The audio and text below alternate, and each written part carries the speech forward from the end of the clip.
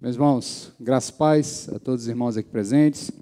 Quero externar aqui a minha gratidão de retornar, estar junto com os irmãos aqui. Semana passada não estive aqui, estávamos lá na Igreja Batista Areal da Floresta, na celebração do aniversário da igreja. Trago de lá um abraço da igreja aos irmãos, um agradecimento também por terem cedido o pastor para estar lá ao longo dos sábado à noite, domingo pela manhã e domingo à noite, pregando lá. Tivemos um momento muito gostoso, muito satisfatório com os irmãos daquela igreja que estão celebrando 33 anos de vida, né? Então estávamos lá servindo a nossos irmãos. Retornamos então hoje, mas domingo passado os irmãos ficaram aqui com o irmão Edson, trouxe uma palavra aos irmãos, tenho certeza que foi edificadora a todos os irmãos que estavam aqui presentes.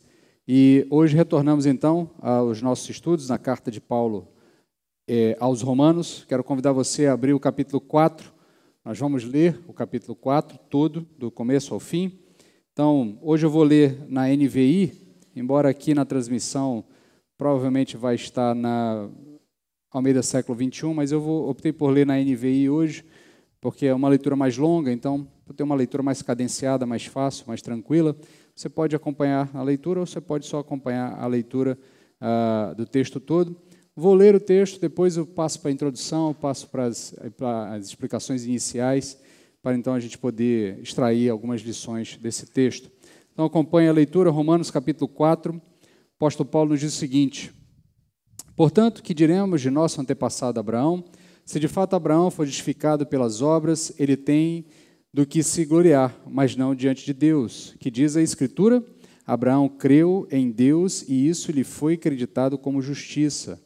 Ora, o salário do homem que trabalha não é considerado como favor, mas como dívida. Todavia, aquele que não trabalha, mas confia em Deus, que justifica o ímpio, sua fé lhe é acreditada como justiça. Davi diz a mesma coisa quando fala da felicidade do homem que Deus acredita justiça independente das obras. Como são felizes aqueles que têm as suas transgressões perdoadas, cujos pecados são apagados. Como é feliz aquele a quem o Senhor não atribui culpa. Destina-se esta felicidade apenas aos circuncisos ou também aos incircuncisos?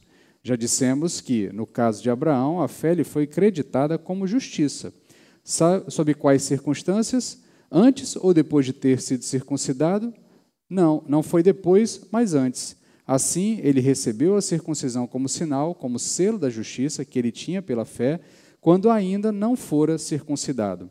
Portanto, igualmente, o pai dos circuncisos, que não somente são circuncisos, mas também andam nos passos da fé que teve, portanto, ele é o pai de todos os que creem, sem terem sido circuncidados, a fim de que a justiça fosse acreditada também a eles. E é igualmente o pai dos circuncisos, que não somente são circuncisos, mas também andam nos passos da fé que teve nosso pai Abraão antes de passar pela circuncisão. Não foi mediante a lei que Abraão e a sua descendência receberam promessa que ele seria herdeiro do mundo, mas mediante a justiça que vem da fé. Pois se os que vivem pela lei são herdeiros, a fé não tem valor e a promessa é inútil, porque a lei produz a ira. E onde não há lei, há transgressão. E onde não há lei, não há transgressão. Portanto, a promessa vem pela fé, para que seja de acordo com a graça e seja assim garantido a toda a descendência de Abraão, não apenas aos que estão sob o regime da lei, mas também aos que têm a fé que Abraão teve. Ele é o pai de todos nós. Como está escrito, eu o constituí pai de muitas nações. Ele é o nosso pai aos olhos de Deus, em quem creu, o Deus que dá vida aos mortos e chama à existência coisas que não existem, como se existissem. Abraão, contra toda esperança, em esperança, creu, tornando-se assim pai de muitas nações. Como foi dito a seu respeito, assim será a sua descendência. Sem se enfraquecer na fé, reconheceu que o seu corpo já estava sem vitalidade, pois já contava com cerca de 100 anos de idade, e que também o ventre de Sara já estava sem vigor. Mesmo assim, não duvidou, nem foi incrédulo em relação à promessa de Deus, mas foi fortalecido em sua fé e deu glória a Deus. estando plenamente convencido de que ele era poderoso para cumprir o que havia prometido. Em consequência, isso lhe foi creditado como justiça. As palavras "lhe foi creditado" não foram escritas apenas para ele, mas também para nós, a quem Deus creditará a justiça, a nós que cremos naquele que ressuscitou dos mortos, a Jesus, nosso Senhor. Ele foi entregue à morte por nossos pecados e ressuscitado para a nossa justificação. Amém. Que Deus nos prepare agora para entendermos todos esses 25 versos aqui, embora, se você está acompanhando a linha de raciocínio do apóstolo Paulo, desde o começo do livro, desde o começo da carta, você já conseguiu rapidamente entender aqui onde é que o apóstolo Paulo está querendo chegar, né? Então, ele termina o seu argumento final do capítulo anterior, fazendo uma afirmação dura, uma afirmação bem robusta, ali no verso 28 do capítulo 3, ele diz o seguinte: concluímos, pois, que o homem é justificado pela fé sem as obras da lei. Então, ele está encerrando uma fase aqui do seu argumento, uma fase muito importante da sua argumentação, que começou afirmando que há um Deus justo e santo que está em contraposição a uma criação caída e pecadora. Ele abre ali os primeiros versos ali do capítulo 3, afirmando que dos céus se revela a ira de Deus sobre todo pecado e sobre toda iniquidade. Então, o apóstolo Paulo começa apresentando o seu evangelho. Ele, então, diz que essa justiça que se confunde em determinados momentos com a ira de Deus, e tem hora que ele vai chamar de justiça, tem hora que ele vai chamar de ira, porque ele está aqui enfocando na ideia de que existe um Deus justo, um Deus que está diante de uma humanidade caída, de uma humanidade em pecado, e esse Deus que é santo e justo precisa agir com justiça em face dessa humanidade. Ele precisa punir os pecados, porque os pecados são passíveis de punição. Todo pecado é passível de punição. Então, a justiça e a ira desse Deus se manifestam contra essa iniquidade e impiedade dessa criação caída. E essa criação, aos olhos tanto de Deus quanto do argumento do apóstolo Paulo aqui, essa criação já está condenada. Ela está em vias de ser punida, de receber a punição. E ela já começa a experimentar a punição. Ele vai falar disso lá no capítulo 3, quando ele diz que Deus entregou os homens às suas paixões, para que os homens inflamados uns contra os outros, mulheres sobre mulheres, e tanto a criação como um todo, se vilipendiando, retorcendo, trazendo, assumindo um comportamento contrário à natureza. Isso já é parte desse juízo de Deus, que Deus deixa o homem à sua própria sorte. Isso já é o juízo de Deus sendo iniciado.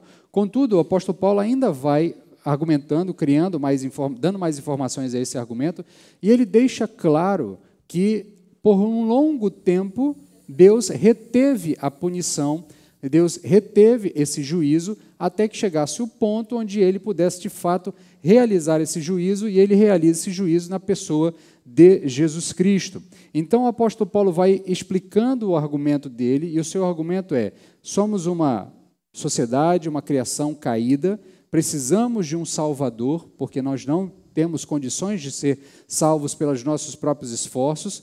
A gente já viu que não adianta a lei não salva, nós já vimos que os sinais externos também não salvam, nós já vimos que sem lei, quando nós agimos de acordo com a lei, nós criamos lei para nós, e ao criar lei para nós, a punição de Deus é cabível a nós, é possível a nós. Então, nesse sistema, o apóstolo Paulo está construindo a sua argumentação e deixando claro que, diante de qualquer possibilidade, nós não temos como garantir a nossa satisfação, ou melhor, a nossa justificação, a nossa salvação. Nós precisamos que alguém faça algo por nós.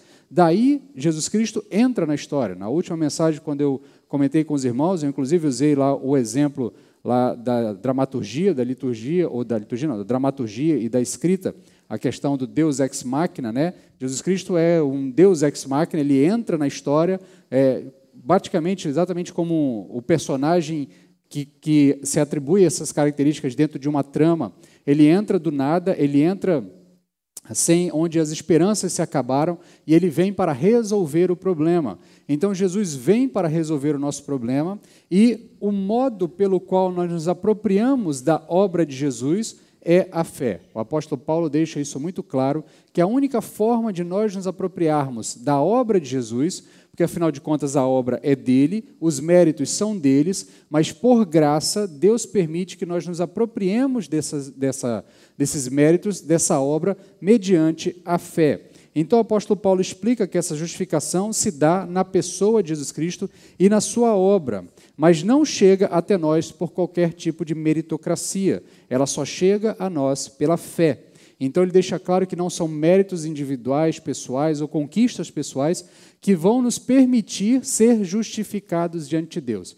De maneira bem simples aqui, eu quero resumir um pouco mais aqui o que eu já estou tentando resumir desde o início. O que o apóstolo Paulo diz é, nós estamos no banco dos réus. E no banco dos réus nós não estamos para ser julgados, nós já fomos julgados, nós já fomos condenados. Nós estamos no banco dos réus esperando a sentença, esperando a condenação definitiva, a punição pelos nossos pecados. E só há um modo de sairmos do banco dos réus, sairmos dessa condição. Se alguém pagar a nossa conta, se alguém pagar a nossa dívida. E nós só podemos nos apropriar do que esse alguém faz mediante a fé. Não há nenhum mérito nos nossos próprios esforços. Então, nesse sentido, ele já explicou que os símbolos pessoais, no caso dos judeus, circuncisão, os outros símbolos da aliança, eles não são suficientes, eles apontam para uma realidade, eles têm um valor, ele explica também depois, e vai voltar a explicar ao longo da carta, a importância dos judeus, a importância do povo judeu especificamente, e que há, de fato, sim, algum benefício em ser judeu. Não é algo que você deve descartar por completo ou desvalorizar por completo. Há benefícios na categoria dos judeus ali, mas aquelas marcas externas, se elas não forem reflexo de uma marca interna, elas não têm valor para que alguém, de fato, possa ser justificado, ser tornado justo diante de Deus. Então, somente aqueles que colocam fé no justificador, esses é que conseguem alcançar justificação, alcançar a sua mudança de status, sair da condição de condenado e de aguardando punição para uma condição de inocentado e tratado como se nunca tivesse cometido absolutamente nada. Então, para arrematar esse argumento todo, o apóstolo Paulo traz algumas comprovações de cunho, vamos dizer até, se fosse no jargão jurídico, ele vai trazer alguns precedentes para demonstrar que, de fato, o seu argumento faz sentido. Está devidamente demonstrado, tanto na lei como nos profetas, que a justificação não é por obras, não é pela obediência da lei, não é pelos sinais externos, a justificação é somente pela fé. Então, o apóstolo Paulo vai trazer dois grandes nomes para lhe auxiliar nesse processo. Ele vai trazer o exemplo de Abraão e vai trazer o reforço de Davi. Davi vai confirmar aquilo que o apóstolo Paulo está afirmando. Então, o apóstolo espera que, com esse seu argumento final, ele encerre essa discussão, esse ponto, e deixe claro, só é possível sairmos da condição que nós estamos por intermédio da obra de Jesus, e nós nos apoderamos da obra de Jesus pela fé. Não é por obras, não é por nenhum tipo de meritocracia, é única e exclusivamente por fé. Então, o que o apóstolo Paulo busca é definitivamente mostrar que a única forma de chegarmos à justificação é pela fé. Precisamos crer na promessa. Daí vem a sua explicação do caso de Abraão. Então, ele chama Abraão à conversa, ele chama Abraão à história, e ele então começa a destrinchar a história de Abraão, ele começa a destrinchar os eventos da vida de Abraão, a fim de demonstrar o seu argumento.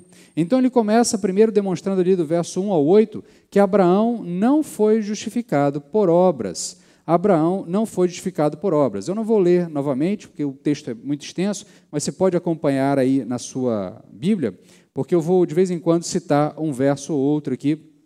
Então, a gente vai pincelando o texto ali. Então, a primeira coisa que o apóstolo Paulo traz, o argumento inicial é que não são as obras, não é aquilo que você produz, aquilo que você constrói, aquilo que você desenvolve, não são as suas ações, não são os seus méritos conquistados pelo seu esforço que conseguem lhe levar à justificação. Porque isso não aconteceu nem mesmo com Abraão. Então, se não aconteceu com Abraão, é impossível que outro conquiste essa mesma condição. Então, ele vai tratar aqui dessa tendência natural nossa de achar que nós recebemos alguma coisa única e exclusivamente se nós merecermos essa coisa. Então, a nossa sociedade ela é baseada em elementos meritocráticos. A gente tem a tendência natural de achar que nós temos direito a alguma coisa porque conquistamos o direito àquela coisa.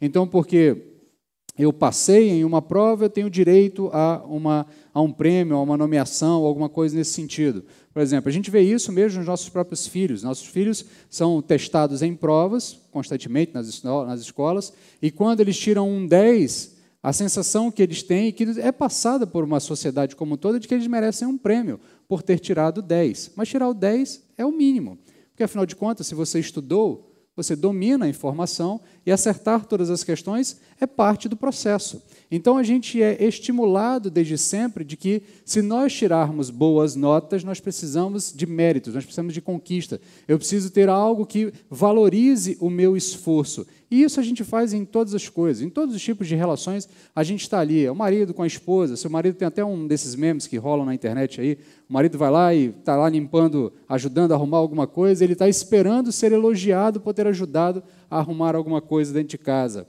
Aí, da mesma forma, a esposa muitas vezes está ali cuidando das coisas e ela está esperando que reconheçam o valor daquilo que ela está fazendo, porque ela tem méritos no seu esforço, no seu trabalho. A gente está sempre lutando por reconhecimento, porque nós somos baseados nesse tipo de relação. E o apóstolo Paulo, através do exemplo de Abraão, deixa isso muito claro desde o início. Não são méritos pessoais e individuais que vão fazer com que Deus se mova na nossa direção. Não são méritos individuais que vão fazer com que Deus se compadeça da nossa condição de condenados, de prestes a ser punidos, e mude de ideia pelas nossas atitudes, e mude de ideia em relação a nós. Não é, nunca será, ou melhor, não é, não será e nem nunca foi por intermédio de obras. Aí ele cita Gênesis capítulo 15, verso 6, no texto bíblico aí ele vai dizer, né, e como está escrito, né, o texto que ele está citando é Gênesis capítulo 15, verso 6, e o texto de Gênesis diz o seguinte: Abraão creu no Senhor e o Senhor atribuiu-lhe isso como justiça. Abraão creu no Senhor e o Senhor atribuiu-lhe isso como justiça. O que levou Deus a justificar Abraão não foi algum tipo de obra que Abraão fez. Muito pelo contrário, foi o simples fato de que Abraão creu na promessa que Deus fez a ele. Deus se revela a Abraão, Gênesis capítulo 12, e ao se revelar a Abraão, ele faz uma promessa a Abraão. Ele diz, olha, sai da tua casa, sai do meio da tua parentela, eu vou te levar para uma outra terra, eu vou te dar essa terra e eu vou te dar uma descendência, uma grande descendência, e a partir da tua descendência, todos os povos da terra serão abençoados. Então, Deus fez uma promessa a Abraão, e Abraão creu em Deus. E isso foi o suficiente, foi isso que fez com que Deus olhasse para Abraão e justificasse Abraão a partir da sua condição de pecador. Porque Abraão, aqui, a gente tem que, inclusive, começar já a partir desse pressuposto. Abraão não é judeu. Abraão é pai dos judeus, mas quando ele está sendo chamado, os judeus não existem. Abraão é o pai dos judeus, mas quando Abraão está sendo chamado, ele está sendo chamado do meio de um povo pagão. Ele mesmo é um pagão. Ele mesmo é alguém que está envolto em uma cultura de pagãos. Ele não era um servo do Senhor. Ele não era um sacerdote do Senhor. Ele não era alguém que caminhou de forma justa a vida inteira. Muito pelo contrário. Deus escolhe Abraão, livre escolha do Senhor, liberdade do Senhor. Obviamente, Deus deve ter visto algo em Abraão, mas Deus nunca nos explicou o que viu em Abraão. Nós vamos depois reconhecer mais para frente que o comportamento de Abraão, como sendo o pai da fé, aquele que tem fé, aquele que é o nosso modelo inicial de fé, isso é talvez o que tenha feito com que Deus tenha escolhido Abraão, dentre tantos outros homens na história, tantas outras pessoas ao longo da história, mas o fato é que Deus se revela a Abraão e faz uma promessa a Abraão. E Abraão crê nessa promessa. Abraão acredita nessa promessa. Abraão confia nessa promessa. Abraão deposita fé nessa promessa. E isso foi o que Deus levou em consideração para justificar Abraão, tirá-lo da sua condição de condenado e torná-lo justo diante do Senhor. Então, Abraão creu no Senhor e o Senhor atribuiu-lhe isso como justiça. Então, o que levou Deus a justificar Abraão não foi algum tipo de obra, mas o fato de que Abraão creu na promessa que Deus fez a ele. Para deixar mais claro, ele vai fazer aqui uma espécie de uma analogia, ele vai usar uma espécie de uma explicação, quase que uma mini parábola ali, o apóstolo Paulo vai contar nos versos seguintes, ele vai fazer a analogia do salário e do trabalho. Versos 4 e 5 ele diz: ora, o salário do homem que trabalha não é considerado como favor, mas como dívida. Não é à toa, guardem essa compreensão, porque mais para frente ele vai fazer essa mesma analogia em relação ao pecado. Ele vai dizer que o salário do pecado é a morte. Então, o que ele está querendo dizer é o seguinte: salário é o justo pagamento pelo esforço de alguém. Isso é salário. Salário é o justo pagamento pelo esforço de alguém. Alguém fez algo por merecer, então ele é merecedor, ele deve ser pago a ele um salário. Então, o que o apóstolo Paulo está dizendo? Ora, o salário do homem que trabalha não é considerado como favor, mas é uma dívida. O seu empregador, ao final do mês, ele tem uma dívida com você. Você vendeu a ele a sua força de trabalho, ele obrigatoriamente, necessariamente e sem nenhum outro tipo de discussão, ele tem que lhe pagar por aquilo que você entregou para ele. Então, não é um favor, é uma dívida. É uma dívida. Você está vendendo a força de trabalho e ele está lhe pagando por essa força de trabalho. Todavia, ele continua no verso seguinte, aquele que não trabalha, aí é que ele faz uma analogia bem extrema, ele diz, olha, aquele que não trabalha, mas confia no Senhor, ou seja, aquele que não faz obras, aquele que não busca convencer a divindade da sua justiça pessoal, mas apenas confia na palavra da divindade para a justificação, esse é, ele vai dizer, todavia aquele que não trabalha, mas confia em Deus, o Deus que justifica o ímpio, sua fé lhe é acreditada como justiça. Então, fazendo aqui uma aplicação dessa analogia do trabalho, é como se o indivíduo, no esforço para a salvação, aquele que se esforça para conquistar a salvação, ele tenta colocar Deus em posição de dívida. Deus, então, teria que ser um devedor, por isso, dar a ele a salvação. Contudo, não funciona assim, dentro da relação da aliança com Deus. Como é que funciona, então? Eu tenho que confiar em Deus, que vai me justificar, que me prometeu que vai me justificar, e ao confiar nesse Deus, isso é o suficiente para que eu seja colocado em situação de justiça, de justificação. Então, a justificação não é um salário pela nossa obediência, ou pelo nosso esforço, ou pelas nossas conquistas no meio da nossa caminhada de fé. E isso aqui é importantíssimo, porque toda a nossa compreensão sobre salvação, desde a era medieval até os tempos modernos, ela está ainda nessa balança entre esforço e fé. Esforço e fé. Porque por mais que a gente tente evitar, volta e meia, mesmo nos meios evangélicos, você começa a ver algum tipo de caminhada na direção de um esforço meritório para a salvação. Então, ainda que você possa ter algum tipo de perspectiva de salvação a partir de uma ordem soberana de Deus e que você não vai perder essa salvação, ainda há entre nós aqueles que tentam se apegar a alguns textos bíblicos para criar algum tipo de espécie de esforço de conquista da salvação. Eu tenho que, então, conquistar, eu tenho que manter a minha salvação, eu tenho que fazer com que ela continue sendo válida, com que Deus, de fato, olhe para mim e diga, não, esse aqui merece a salvação. Essa é uma tensão constante, desde o período medieval, onde essa visão era mais dominante, e aí vem a reforma protestante e rompe com essa percepção, mas desde então a gente vive nessa tensão. Volta e meia a gente se pega tentando convencer Deus que nós merecemos a salvação. Então, quando nós olhamos muitas vezes o ímpio prosperando e reclamamos a Deus, olha Deus, por que o Senhor está abençoando ele? Por que de repente aquele indivíduo que cometeu tantas coisas ruins, alguém pregou o evangelho para ele e ele se converteu? Ora, eu mereço salvação, mas há pessoas que não merecem salvação. Então, nesse sentido, a gente está sempre nessa disputa. E o apóstolo Paulo deixa claro para nós, olha, não são os seus esforços que vão fazer você encontrar salvação. A sua salvação, a sua justificação só é possível mediante fé. Crê na promessa de Deus. Paulo, então, vai relembrar aqui as palavras de Davi, do rei Davi, no Salmo 32, verso 1 e 2, ele cita expressamente no texto, ele diz o seguinte: como é feliz aquele que tem as suas transgressões perdoadas e seus pecados apagados.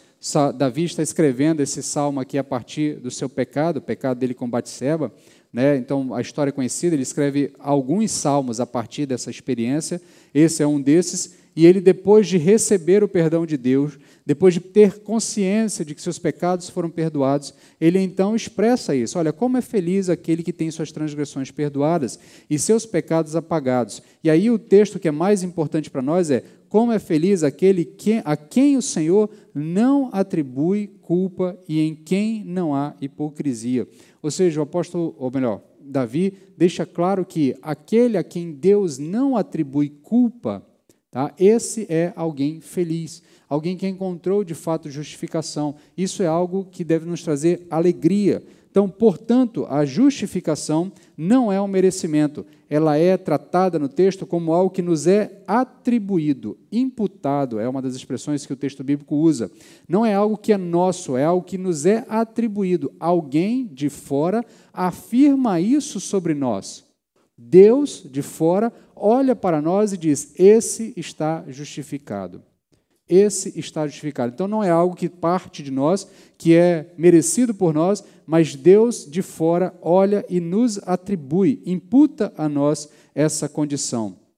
Então, é uma imputação. Alguém, no caso Deus, nos coloca nessa condição, Ele é que nos coloca na condição de justificados. E a quem Deus imputa ou atribui essa condição de justificado? Aqueles que acreditam que Deus é quem pode fazer isso. Então, esse é o primeiro pressuposto para chegarmos à justificação, é crer que Deus pode nos justificar, e somente Deus é quem pode nos justificar. Então, o apóstolo Paulo continua agora, já no segundo trecho do texto, do verso 9 ao verso 12, ele explicou primeiramente que não é a obra que conquista a justificação, e ele passa então agora a explicar que não é o sinal externo ou a circuncisão que nos condiciona para a justificação. Então, Abraão não foi justificado pelo sinal externo, ele não foi justificado pela circuncisão. Ele continua, então, mostrando que não foi o símbolo da circuncisão que creditou algo a Abraão. E por quê? Pelo simples fato de que a afirmação, e aqui é uma das coisas que eu acho mais belas do texto, que a gente muitas vezes vai lendo e não presta atenção. O apóstolo Paulo apela para uma lógica muito simples. Ele diz: olha, por que eu estou afirmando que não é o fato de Abraão ter sido circuncidado que lhe colocou na condição de justificação? Pelo simples fato de que Gênesis 15 está antes de Gênesis 17. Porque em Gênesis 15, Deus atribui a Abraão a justificação pelo fato de Abraão ter crido. E só em Gênesis 17 é que Deus ordena a Abraão fazer a circuncisão. Então, Abraão foi circuncidado antes, ou melhor, foi justificado antes da circuncisão. Antes dele ter feito o ato específico que simbolizava a aliança dele com Deus, Deus já havia justificado Abraão. Consequentemente, não é a circuncisão que tornou Abraão justo.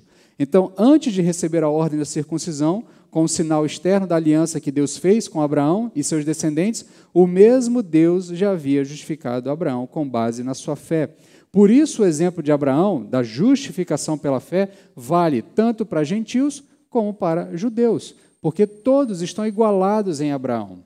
Todos estão igualados em Abraão. Dos gentios não circuncidados, Abraão também é pai deles, porque eles também creram na promessa da justificação. Então, aqueles que creem na promessa da justificação são justificados. Tanto os gentios como os judeus, para serem justificados, têm que crer na promessa da salvação. Dos judeus, aqueles que são considerados circuncisos, porque além de crer nas promessas, eles seguem os passos de Abraão. Tanto é que na sua Bíblia, provavelmente numa das versões que vocês têm em mãos, o texto vai dizer: aqueles que seguem nas pisadas de Abraão, ou seguem o exemplo de Abraão. Então, ele é pai dos gentios, porque os gentios sem circuncisão creem na aliança, creem na promessa e por isso são justificados. Ele é pai dos judeus, porque creram também na promessa e seguiram o exemplo de Abraão, mantendo o símbolo da aliança que foi dado a eles. Então, ele é pai dos judeus, que são circuncisos, porque seguem o exemplo do pai Abraão,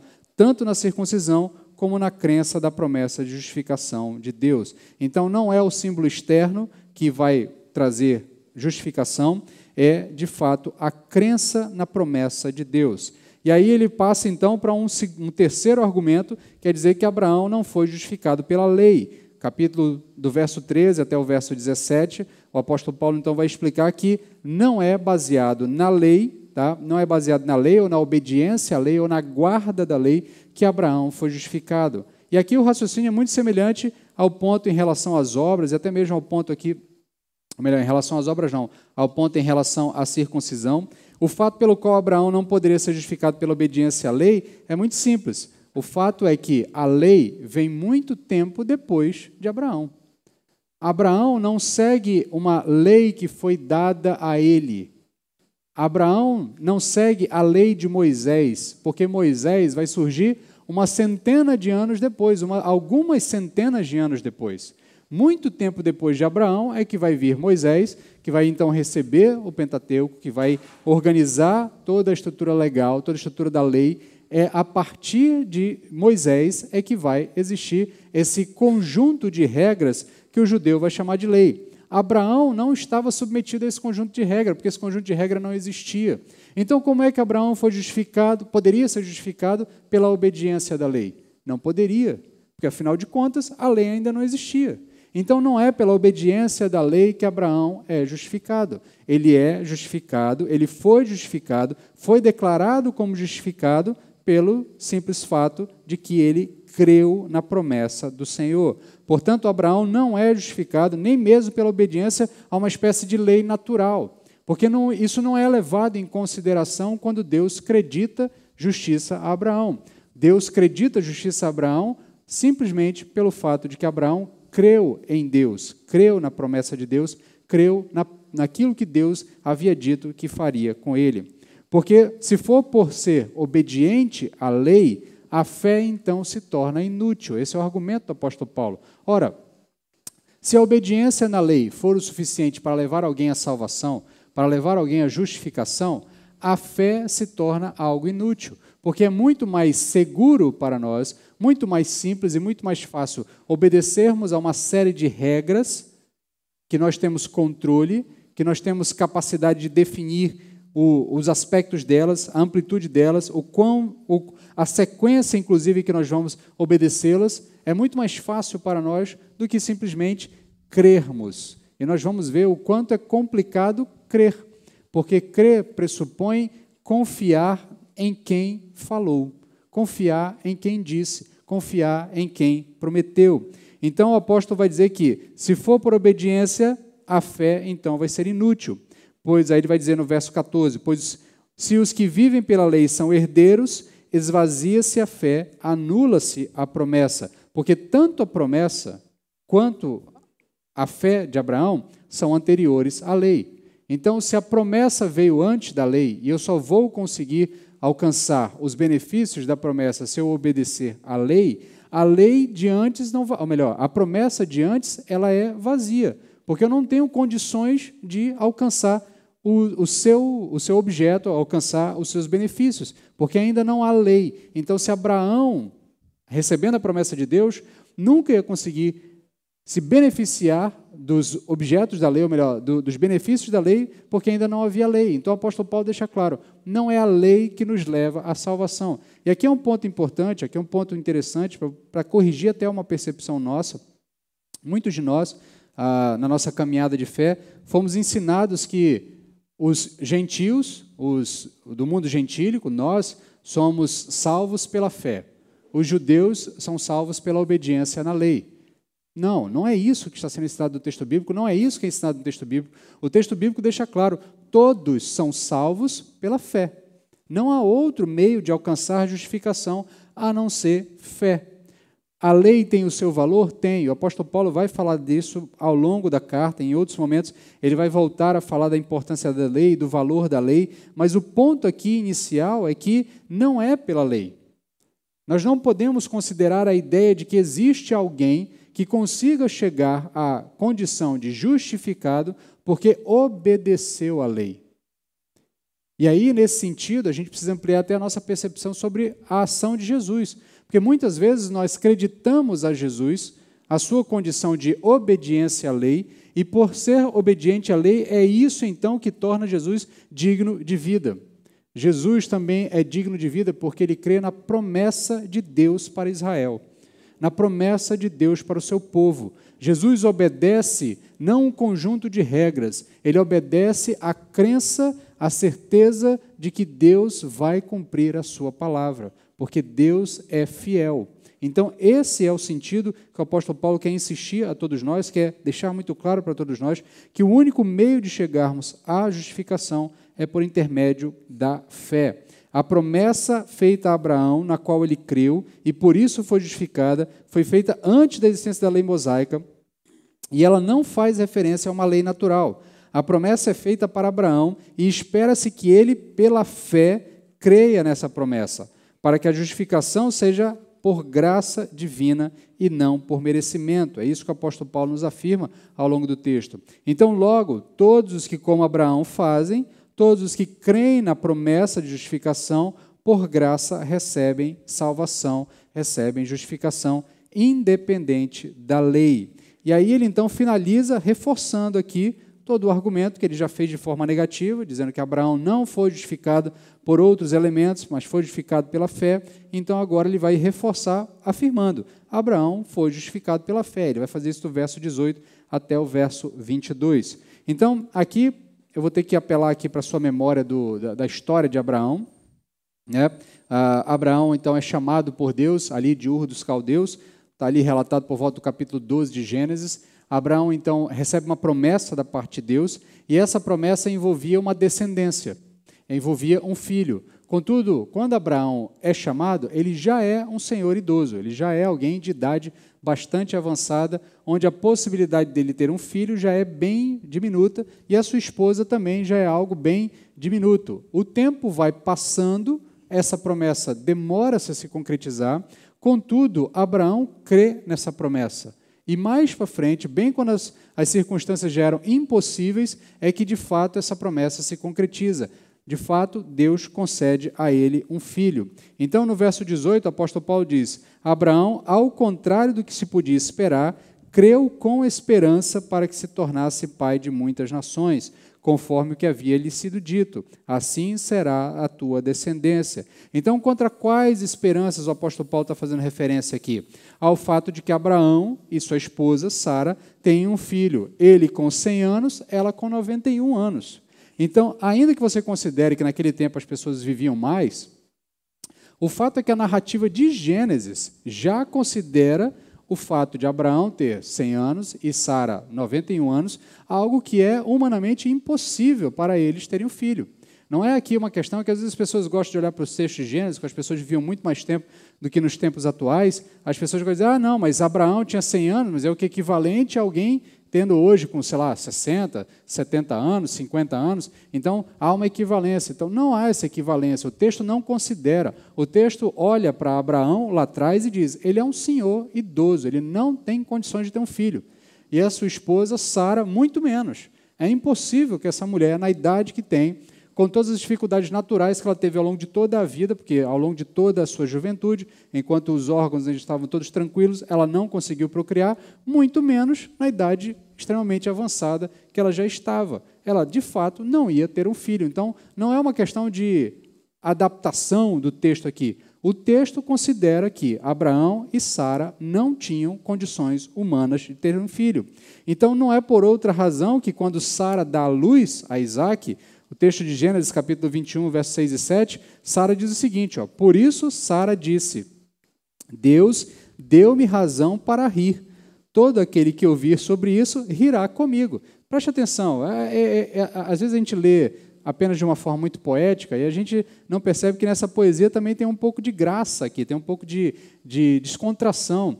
Sara tem 91 anos, ela está dizendo, já pensou eu chegando em algum lugar com um molequinho no colo e as pessoas me perguntam, é seu neto? Ela, não, meu filho.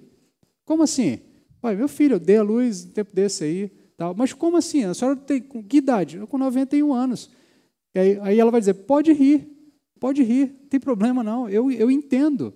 É algo que é incompreensível, então só cabe a gente rir. E aí o que ela diz? Ora, Deus me deu essa alegria e todo aquele que vai ouvir isso comigo vai se alegrar também, vai dizer, olha, esse Deus de fato é poderoso, ele fez uma senhora idosa ter um filho. E o mais engraçado é o texto continua e diz assim, e acrescentou, quem diria a Abraão que Sara haveria de amamentar filhos? No entanto, dê-lhe um filho na sua velhice. Então aqui ele diz, olha, quem diria que a Sara, já na idade extremamente avançada, todas as glândulas mamárias já contraídas, secas, já não dá mais produção de nada, a pele, o corpo todo já está enrugado, mas brotou leite. E ela deu de mamar a um bebê. Então isso é motivo não só de uma alegria pelo ato sobrenatural, mas é essa alegria de ficar estupefato com aquilo, de olhar para aquilo e dizer, mas como isso pode acontecer? Como é que isso pode acontecer? Então, é disso que o apóstolo Paulo está dizendo. Está dizendo, olha, contra toda a esperança, Abraão manteve a esperança. Contra todas as circunstâncias, Abraão continuou esperançoso. Por quê? Porque Deus prometeu. Porque quem fez a promessa a ele foi Deus. Deus é que disse a ele, assim, Abraão, eu vou te dar um filho. E Abraão se manteve crente nessa promessa. Abraão confiou nessa promessa, e porque confiou nessa promessa, lhe foi creditado justiça. As circunstâncias não eram só desfavoráveis, não era uma questão de probabilidade, não tinha aqui ainda que fosse possível fazer naquela época algum tipo de contagem de esperma de Abraão, não é uma questão de probabilidade, assim, não, se eu tenho 5%, 1%, 2% de chance de ter filho, não tinha isso. Tá, gente? A porcentagem era zero, a possibilidade era zero. Não era uma questão de condições desfavoráveis. Não, é porque Sara tem uma doença, mas se a gente fizer algum tratamento, fizer ali uma reposição hormonal, ou faz ali uma tentativa in vitro, qualquer coisa nesse sentido, ainda que fosse nos tempos modernos, não é isso. Não cabe essas percepções, ainda que a gente esteja fazendo uma percepção anacrônica. Naquela época não havia absolutamente nenhum tipo dessas questões possíveis. Mas o fato aqui é que as circunstâncias não eram só desfavoráveis, não era uma questão de probabilidade, era uma questão de impossibilidade. O ponto é esse, era impossível Sara dar à luz a uma criança. Por diversos aspectos. Se a gente pudesse ter mais tempo para desenvolver, a gente poderia pegar só um ponto, olhar como é que um corpo idoso teria condições de gestar uma criança. Conversa depois com a irmã Karine ali. A Karine está aguardando a chegada de Samuel. Pergunta para ela se na idade, na juventude, está sendo fácil gestar. Agora imagina com 91 anos. Gestar uma criança, carregar o peso de uma criança, lidar com o enjoo, lidar com todas as dificuldades da gravidez, as faltas de sono, a dificuldade de dormir, todos os processos, o fato próprio de dar à luz, de expelir aquela criança, as forças, de onde aquela senhora idosa tirou forças para colocar aquela criança para fora. Isaac não nasceu igual o bebê de girafa, não, gente. Ele nasceu igual um bebê normal. Ele teve que fazer força, a mãe teve que fazer força. Então, nesse processo, é isso que o apóstolo Paulo está chamando a atenção. Essas eram as circunstâncias. E o apóstolo, ou melhor, e Abraão não perdeu a fé. Abraão acreditou, porque se Deus disse, eu vou ter um filho, e Sara vai dar à luz a um filho. Eu não sei como, eu não sei de que forma, eu não sei como é que isso vai acontecer, mas se Deus disse, vai acontecer. E isso foi o que acreditou a Abraão a sua justificação. Contudo, Abraão creu na promessa de que ele seria pai de uma grande nação. Aí o apóstolo Paulo comenta isso do verso 19 ao 22, ele diz, olha, e sem enfraquecer na fé, considerou que o seu corpo já não tinha vitalidade, pois já contava com 100 anos, e o ventre de Sara também já não tinha vida. Contudo, diante da promessa de Deus, não vacilou em incredulidade. Pelo contrário, foi fortalecido na fé, dando glória a Deus, plenamente certo de que ele era poderoso para realizar o que havia prometido. Por essa razão, isso lhe foi atribuído com justiça, porque Abraão creu que Deus era poderoso para fazer com que Sara desse luz para fazer com que o seu corpo, que não tinha mais vitalidade, aqui ele está falando, é um eufemismo para falar da impotência de Abraão, tá? A impotência sexual. Abraão não tinha condições de manter relações sexuais com a sua esposa, mas Deus deu vitalidade a esse homem, e ele conseguiu manter relações com a sua esposa, engravidar a sua esposa, e ela então deu à luz. Então, aqui é impossibilidade de todos os lados. Mas Abraão creu, e ele creu por quê? Porque Deus disse, e Abraão sabia que Deus era poderoso para cumprir a sua promessa. Então, note que Paulo afirma que Abraão estava plenamente certo. Em algumas versões que nós temos, na Almeida século XXI, eu sei que diz assim, talvez, se não me engano, na NAA também diz, ele diz que Abraão estava convencido de que Deus era poderoso o suficiente para fazer com que ele fosse pai de uma grande nação. E aqui nós precisamos entender o que é isso. A gente chama isso de fé, mas a gente precisa entender exatamente o que é fé. Porque fé, popularmente, nós tratamos fé como se fosse quase como um salto no escuro. Se vai na fé, meu irmão, não, meu irmão, ir na fé é ir na certeza de que você vai chegar em algum lugar. Não é ir na incerteza. Popularmente, nós tratamos fé como algo, ou a gente trata como força de vontade, né? Tipo, tem um narrador de futebol que diz que o jogador de futebol, quando vai bater um pênalti, vai bater uma falta, ele diz, vai com fé no pé, né? Como se ele fosse uma força de vontade, como se ele confiasse no pé dele ali, que o pé dele vai fazer alguma coisa que ele mesmo não consegue fazer, porque ele tem muita força de vontade. Ou então as pessoas dizem assim, não, força, foco e fé, né? Como se fé fosse alguma espécie de força de vontade que a pessoa faz, de tanto ela se esforçar, ela consegue alguma coisa. Isso não é fé. Tá? Fé não é um salto no escuro, na ideia de que eu vou ir para um lugar sem ter absolutamente certeza do que tem lá, ou não ter nem ideia do que tem lá. E aí eu sempre lembro de um exemplo daquele filme Indiana Jones e a Última Cruzada, né? Quando ele está já chegando lá no local onde está o cálice sagrado, o cálice que Jesus Cristo teoricamente havia usado na última ceia, e ele precisa passar por uma prova lá, e ele tem que atravessar uma ponte invisível, né? E aí ele olha para aquele negócio, ele não vê a ponte, mas aí ele usa da esperteza dele, né, do personagem, aí ele pega um punhado de terra e joga sobre a ponte, né, e aí então ele vê a poeira, a sujeira cobrindo a ponte, então aí ele enxerga a ponte, aí ele então atravessa a ponte. Isso também não é fé, tá? E não é fé eu precisar de uma prova de que a coisa está lá para que eu possa ir até lá. Fé é crer que a coisa está lá e agir como se a coisa estivesse lá. Aí tem um exemplo que eu acho interessante de um livro chamado Como os Pinguins Me Ajudaram a Entender Deus, publicado no Brasil pela editora Thomas Nelson, é um pastor americano chamado Donald Miller. O livro tem alguns problemas teológicos ali, o autor é um tanto quanto muito próximo de uma teologia mais liberal, mas nesse exemplo ele acerta bem e eu acho interessante. Ele diz o seguinte, ele usa, o nome do livro em inglês é um outro nome, mas aí, quando traduzido para português, pegaram esse exemplo. Esse é um dos capítulos que ele fala sobre a relação dele com Deus, e ele vai explicar que ele assistindo um documentário sobre pinguins, sobre procriação de pinguins, ele então viu algo que lhe remeteu uma ideia muito interessante sobre fé. Ele explica que os pinguins, então, quando as pinguins fêmeas, quando colocam o ovo, né, elas chocam o ovo, não, elas botam o ovo, e aí, assim que ela termina de fazer esse processo, o macho vem e assume ali a posição. Ele cobre o ovo, né, ele tem lá uma estrutura física nele que permite que ele acoberte o ovo e aqueça o ovo na temperatura necessária para que o ovo vá se desenvolvendo, e a fêmea, então, vai para o mar. Vai pescar, vai acumular alimento, e o macho, então, fica ali chocando o ovo enquanto a fêmea vai lá. E, naturalmente, a fêmea passa 30 dias, um mês, nesse processo. E o macho fica ali os 30 dias em jejum, chocando o ovo.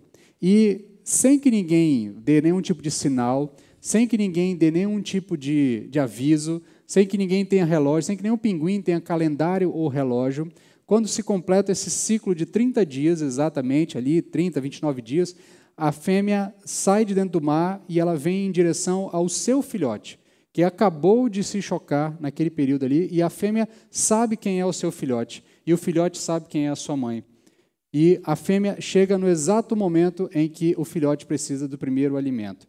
E aí ele diz que, talvez um exemplo para que nós entendêssemos qual é a relação de fé, fé é isso, é certeza de que as coisas estarão no lugar quando tem que estar no lugar.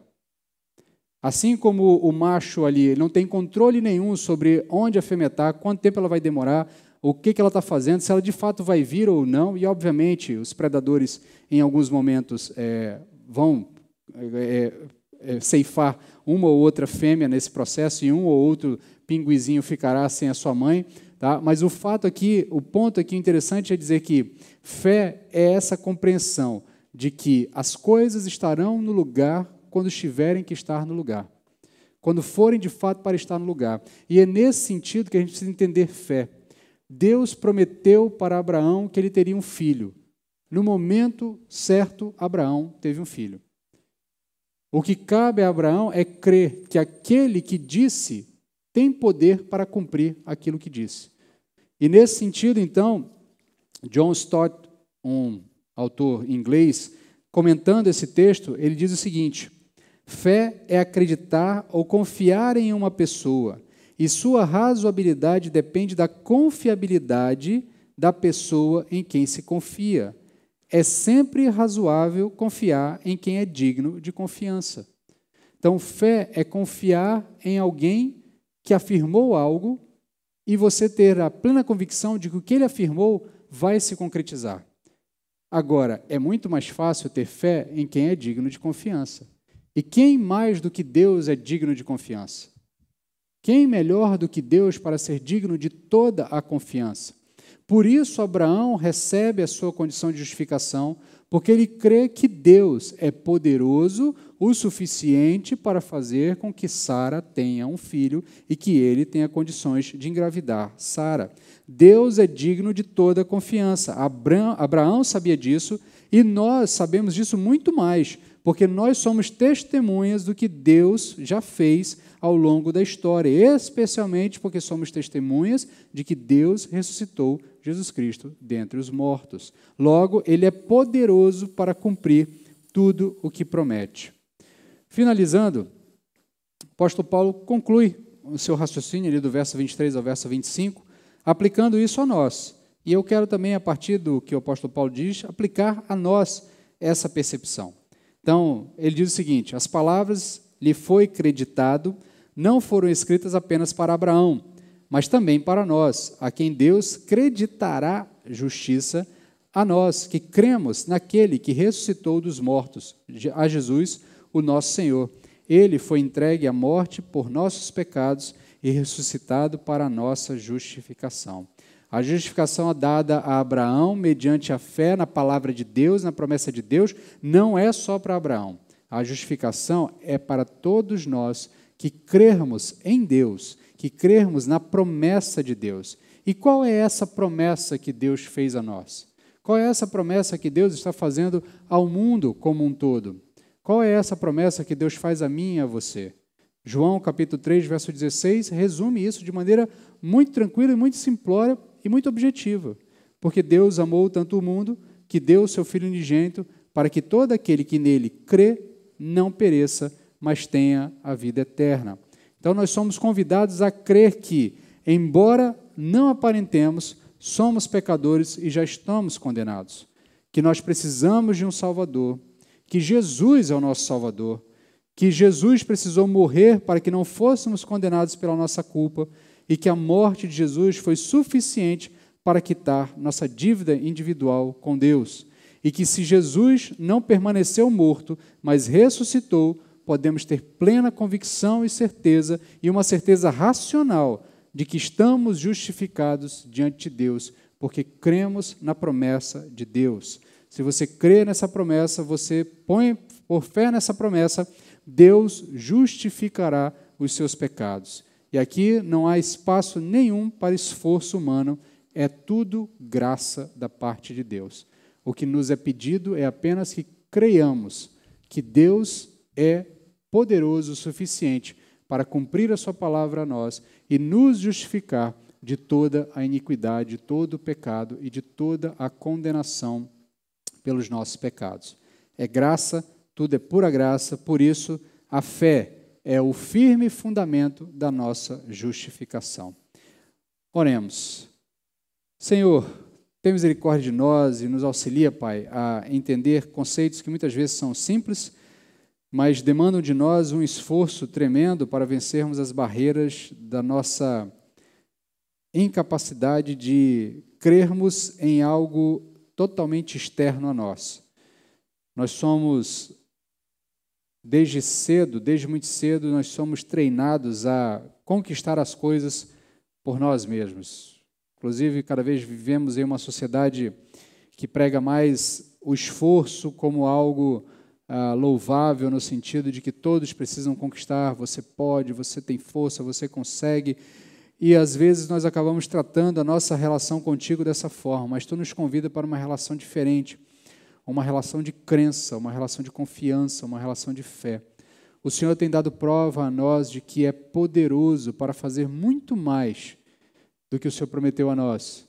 Então nos ajuda, Pai, a depositar toda a nossa confiança em Ti, a termos plena convicção de que se o Senhor nos prometeu a justificação, se crêssemos nas Tuas promessas, então essa justificação já foi imputada a nós, já foi atribuída a nós, no momento em que nós cremos no Senhor, no momento em que nós cremos na Tua promessa. Tem misericórdia de nós, porque muitas vezes nós relutamos com isso, nós tentamos conquistar a salvação, nós tentamos nos fazer merecedores do Teu agrado, da Tua graça, mas o Senhor está nos brindando com algo que é muito melhor, apenas a compreensão de que precisamos depositar em Ti a nossa esperança e a nossa fé. Dá-nos a percepção de Abraão, dá-nos a compreensão de Abraão, dá-nos a compreensão de Davi também, para nos alegrarmos com a justificação que já nos foi atribuída no momento em que cremos nas Tuas promessas. Tem misericórdia de nós, transforma-nos, molda-nos, prepara-nos, é o que te pedimos, em nome de Jesus. Amém.